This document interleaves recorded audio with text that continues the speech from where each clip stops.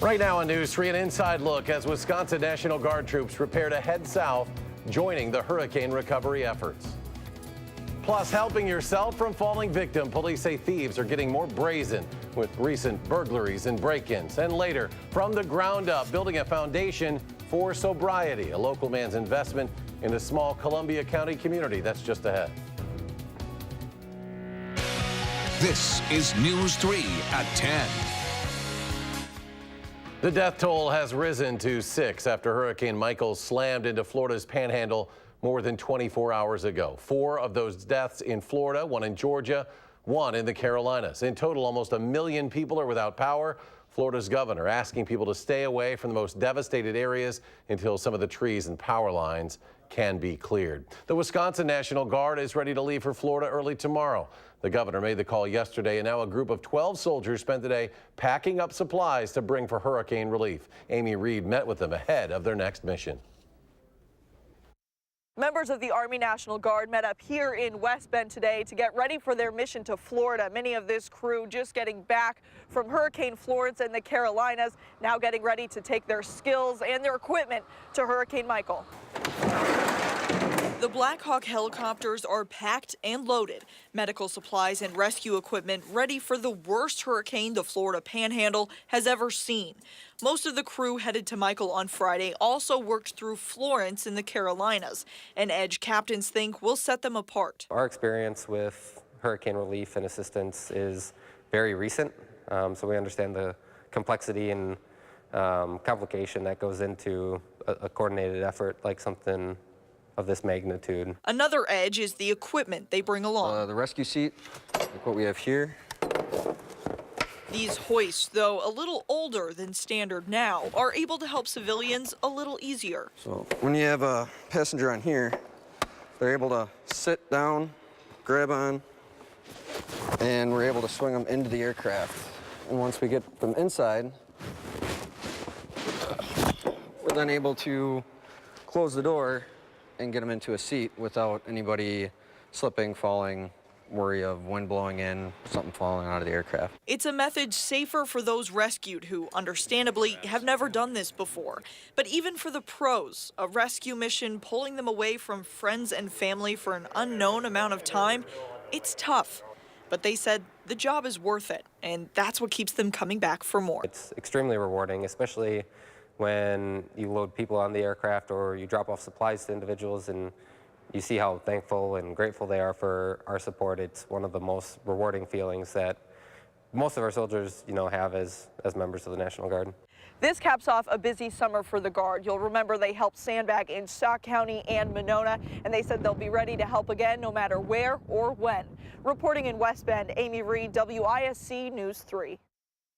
And the National Guard doesn't know how long that group will be down in Florida. Around Madison, we have a freeze warning in effect early tomorrow morning. This has a chance to be the first widespread freeze of the season. It is the change we have expected over the last 24 hours. Let's check in now with Chief Meteorologist Gary Canalti, our first alert forecast. Gary. And Eric, if we don't hit a freeze tomorrow morning, we probably will do it on Saturday morning. So the next 2 nights are going to be very cold. We have an alert day in the forecast for tomorrow, really for tomorrow morning and tomorrow night. Both time periods, possibility for widespread frost and a hard freeze. A freeze warning in effect for all of southern Wisconsin, south of the Dells, north of the Dells. That the growing season pretty much has already ended there. And then also near Lake Michigan in the Milwaukee area and right along the lakeshore area, a frost advisory there. Temperatures might be just a couple degrees milder. Over the last 24 hours, you can see where our temperatures have gone. We were at 50 degrees about this time yesterday, and our temperatures haven't been anywhere near that. We dropped to 38 this morning. We're already down to 40 degrees, and those temperatures will continue to fall. To our west, last night temperatures were in the middle 30s. High temperatures today only in the mid to upper 40s, only near Lake Michigan, where temperatures are around the 50-degree mark, and current temperatures are about as cold as they've been all day, upper 30s to around 40 degrees. By tomorrow morning, look for temperatures to bottom out around 30 in Madison, probably upper 20s outside the city.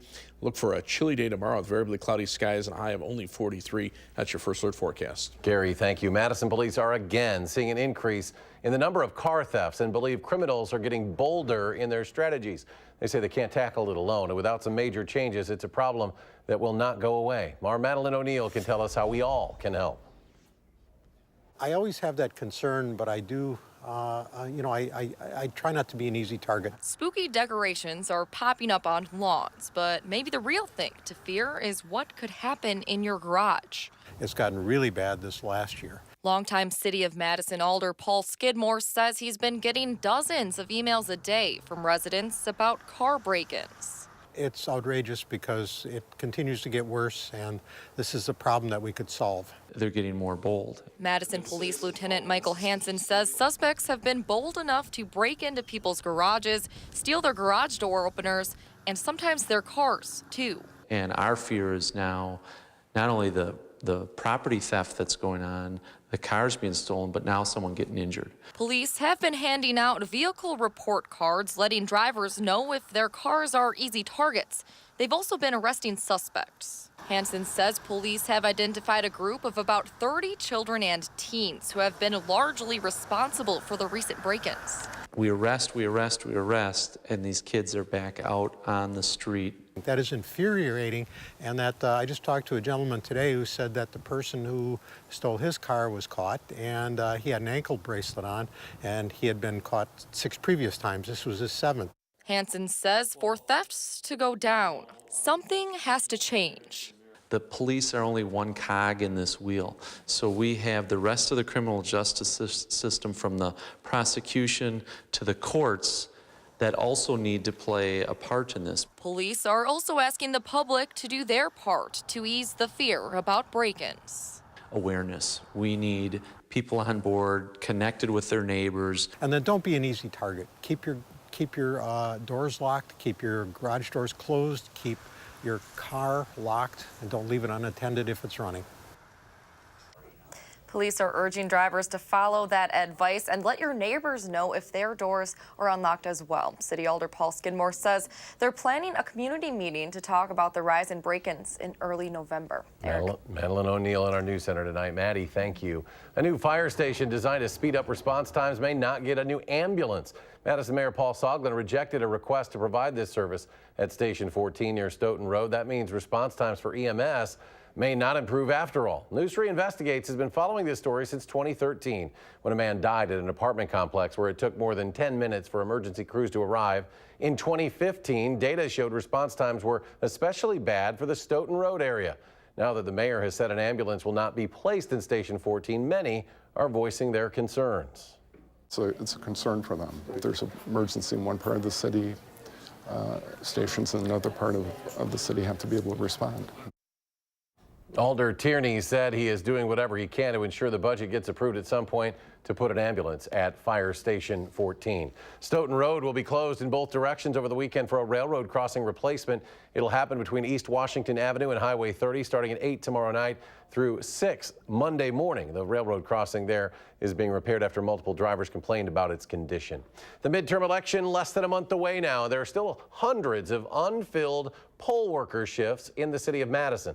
If you or someone you know is interested, workers make about $13 an hour. Morning, afternoon, and entire day shifts are available. Workers will also need to do an hour of paid training. Still ahead tonight, a freeze warning, as we mentioned, in effect. Gary will have his updated forecast, including a look ahead to the weekend. But first, investing in a small Columbia County community, transforming a home into a place for recovery.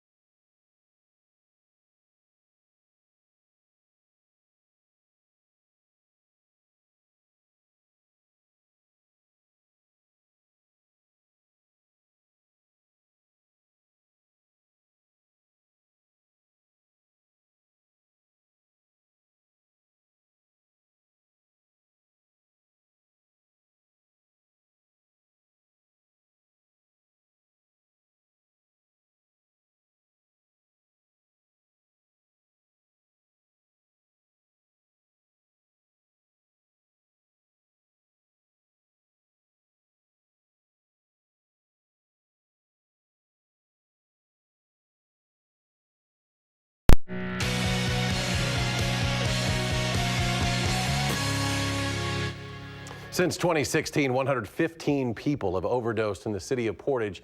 16 have died. Now, that may not seem like a lot, but the police chief says he's never seen anything like it in his small city. And the problem can't be solved by his department alone. Only News 3's Danica Lewis and photojournalist Melissa Bailing share how one neighbor is helping with something as basic as a home. On Highway 33, on your way into Portage, there are roadside reminders of how we should treat one another. And there may be no better example of that unofficial city motto than Jake Neeson. Man, that is not light. I mean, I'm just a normal person trying to do abnormal things, I guess. Jake started renovating his new house a few weeks ago, spending his savings on the perfect property. It is a lot of work and it's a lot of money, but there will be something so much more after I'm done with this other than just a house. This will be a safe place and a place where people can recover. This will soon be a sober living home, giving people struggling with addiction some sort of foundation. We're criminalizing addiction instead of treating addiction. Jail is not treatment. Prison is not treatment. This is treatment. We're not going to rush our way out of this. It's the whole community. We need to come together. Portage Police Chief Ken Manthe has been dealing with drug issues for decades. There's been an overdose for every 87 people who live in his city over the past 3 years alone. And the situation is getting worse as dealers lace more of their heroin with fentanyl. Before, if someone overdosed, usually one dose of Narcan would bring them back around. Now we're seeing 2, 3, 4, or more doses of Narcan to bring these people back around. So it shows how strong this drug is. It gets so frustrating when we keep seeing these people. You would think that if you were brought back to life, that should be a life-changing event, that a person would say, I'm never going to do this again. But unfortunately, that's not the case. Luckily, it was the case for Jake. But just like renovations, recovery didn't come easy. It all started with a serious car accident years ago. The doctor prescribed him oxycodone. For the first time in my life, I finally felt happy, briefly, which is sad because I think I suffered from serious depression and suicidal ideation. And then they hand me this prescription to help with pain, and I was like, this is it. You know, like, I don't have to look for anything else. This is my purpose in life. After years in and out of jail cells and 10 different treatment facilities, Jake knew he needed a different place to heal. And he found that place in a sober living home. Oh, you brought the dog, huh? Hey, bud. I didn't get a hug. Okay. It's what saved me. Love you. And I felt like there needs to be more than just a 3-hour counseling session, you know, 3 days a week. Hey, bud. And this is so hands-on that this will provide the best safety net for people, I believe. He's been clean for almost 3 years now. I found something that I want to do in my life that I'm passionate about, and that kind of like limits the idea of it being a challenge. Look at that. Look at that! Nice measurements. It's more of a gift, and it's more of an opportunity instead of a challenge. Jake hopes a sense of safety and support will do for his tenants the same thing it did for him, starting a chain reaction of us following that Portage mantra and looking out for one another. If they can pay it forward, like let's say I have people that do recover and they do the same thing I'm doing, I mean, this will just spread, and that's what I'm looking for. In Portage, Danica Lewis, WISC News 3.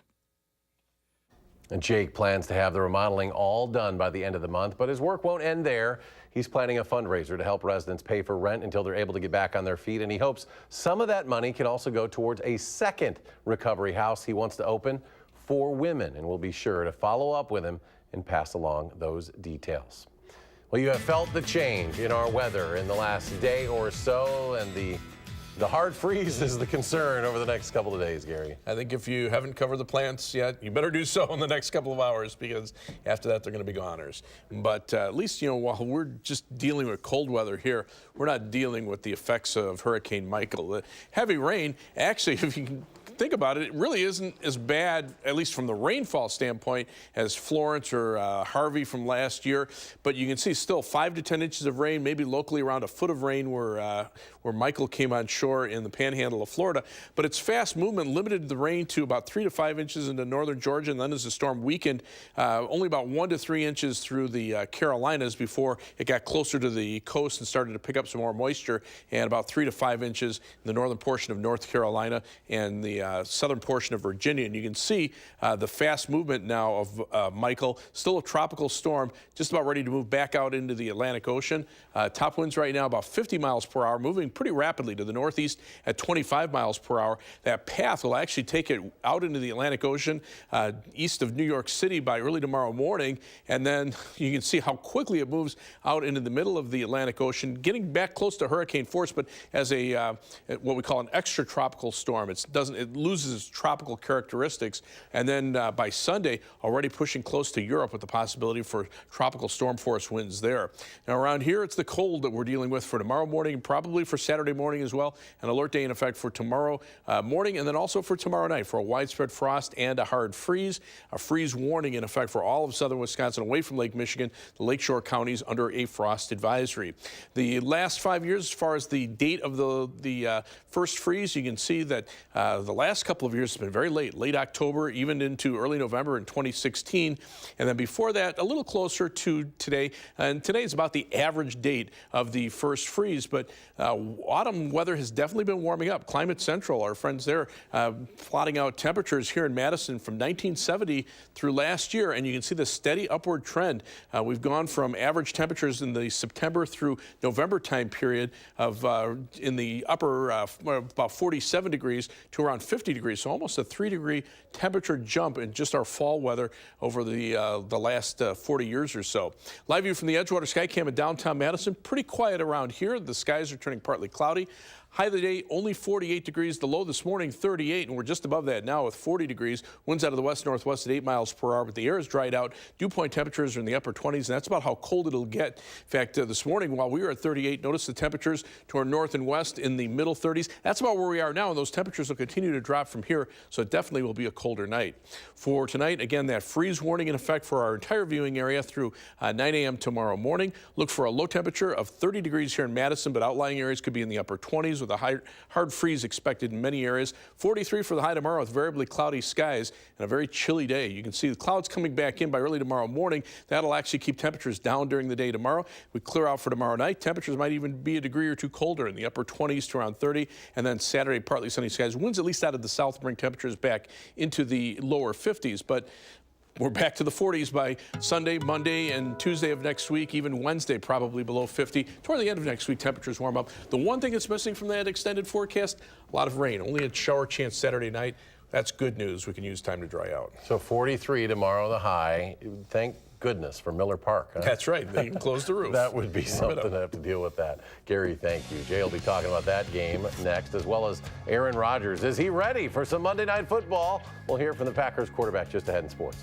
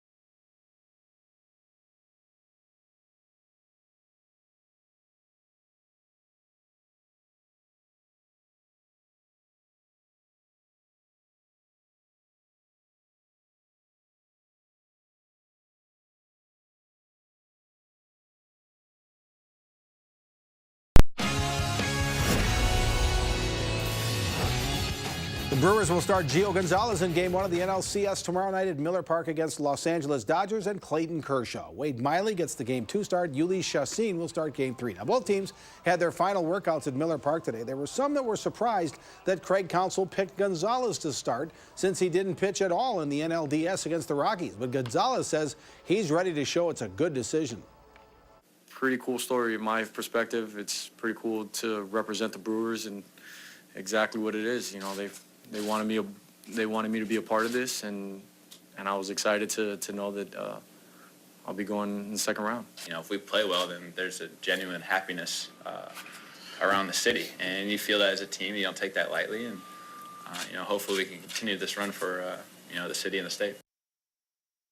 The Badgers' Ethan Happ is a unanimous selection to the preseason All-Big Ten men's basketball team. The other unanimous pick was the preseason player of the year, Purdue's Carson Edwards. At Big Ten Media Day in Chicago, the Badgers talked a lot about missing the NCAA tournament for the first time in 2 decades last year, but a lot of injuries had a lot to do with that. Still, last year's strong finish might just carry over to this season. Our younger guys got more experience, and we were kind of meshing at the right time. We just needed it to be a longer season, and we're just really excited to get this season underway. We did improve as it went on, and so right now it just kind of gives us some more fuel to the fire and a little more motivation inside to get back to where we want to be this year. Michigan is favored to beat the Badger football team by about a touchdown when they play in Ann Arbor Saturday night at 6:30. The Badgers seem to be okay being the underdog for the first time this season. Michigan ranked 12th in the AP poll, Wisconsin 15th. So what's usually a good matchup is a great one this year. Head coach Paul Chryst says he tries to keep each week about the same, but it is Michigan week. A number of these guys have played against really good teams. And so, yeah, I think this is why they want to, you know, when they have a vision of their career, and when you come to Wisconsin, you want to play in games that, you know, against good teams and are meaningful. This has all that. You know, there's a lot of talk that goes around in a lot of games and throughout the season, and you can't get caught up in that. You just got to be in the moment to maximize the moment. The Packers don't play till Monday night when they host the San Francisco 49ers. Probably a good thing that Aaron Rodgers gets to recover for an extra day. After taking some more hits in the loss in Detroit last Sunday, Rodgers didn't practice today. He was in the rehab group again, but he's hoping he'll be all right by kickoff Monday. We get back out there tomorrow and have a feel-good Friday, and then practice Saturday and be good to go. Hopefully back to where I was in Detroit. And the Prep Mania High School football game of the week tomorrow night features Lakeside Lutheran against Lodi at Waunakee. It's live tomorrow night, 7 o'clock, TVW and channel3000.com. And we'll be right back.